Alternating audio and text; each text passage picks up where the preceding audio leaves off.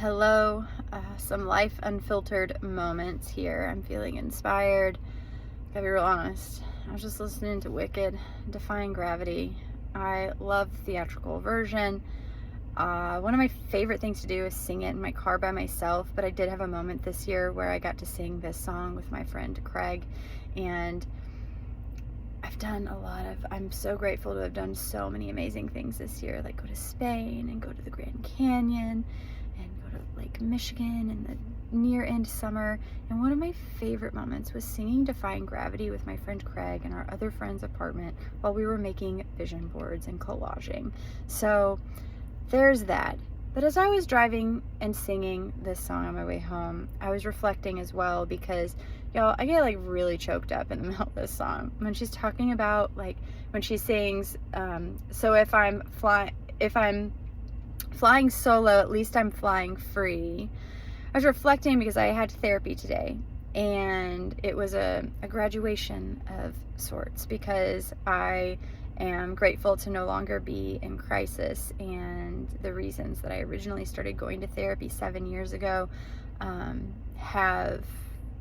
they've resolved. And there's always work, there's always things, there's always grief I'm processing and life that's happening, but I'm in a place where I'm gratefully well resourced, and my nervous system is at a place where it's regulated, and when it's dysregulated, I am resourced to know what I need to do to bring regulation back, take the time that I need.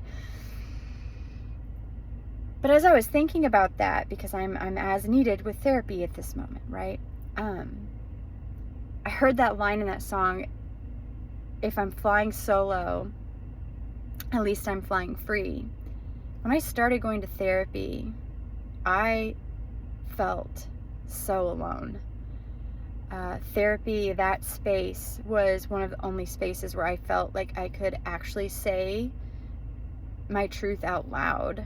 And it said I was so unhappy with my life. I had married the wrong person, the wrong for me person. I did not feel emotionally safe in that relationship.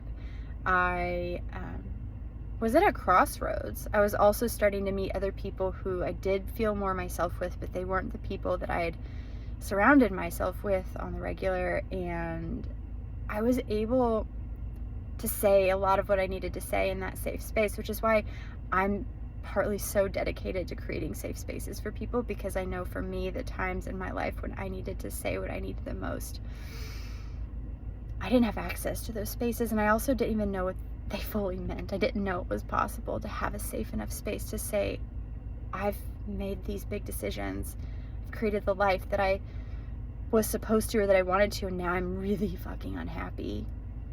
And thinking about that version of myself then, and all that she went through and that she did, and how miraculous it is that I flew solo in order to be able to fly free. And then, of course, my people over the years have been magnetized towards me, right? Because when we create the space in our lives for what's meant for us, it finds us. It's inevitable. And as I was driving, the other thought that crossed my mind that made me really emotional, because y'all, I was crying a minute ago, okay? I love how much I always bet on myself. I've had so many times in my life that I had to bet on myself because there was no other option. It was sink or swim. It was rock bottom or rock bottom. And so believing in myself, betting on myself, was one of the only things I could possibly do. But there's been so many other times when I could choose a million other things, and I choose to bet on myself. I'm doing it right now. I work with coaches. I make investments that are bigger than me. I make plans that are bigger than me. And when I say bigger than me, I mean they're in the hands of the universe. They're the things that are scary and exciting, the things that I don't have the outcomes to control. And y'all, I love controlling outcomes too. Don't we all, right? I don't know. I shouldn't speak for you. But for me, I love controlling an outcome. But I bet on myself. And I work with people to help them bet on themselves too, to support them betting on themselves. Because a lot of times when we're betting on ourselves, we're wanting to make a decision that's risky, that feels bold, that feels audacious, that feels radical. My partner Matt often tells me, he reminds me that the word radical, I believe it means center. So it's like coming back to center. So when we're being radical, we're really just coming back to ourselves. We're coming back to our truth. We're coming back to our heart. Right? So I just wanted to share that.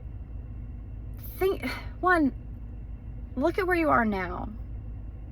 Think about where you've come from, how far you've come, right? Because for me, it often feels like, oh my gosh, I still have so far to go. But then it's like, I have these moments like today where I'm like, oh my gosh, 7 years of intentional, conscious living, healing work, learning what it means to love myself, to trust myself, to love and trust others, to have a better relationship with myself so I can have better relationships with the people around me, learning how to trust in myself, how to bet on myself when it is sink or swim.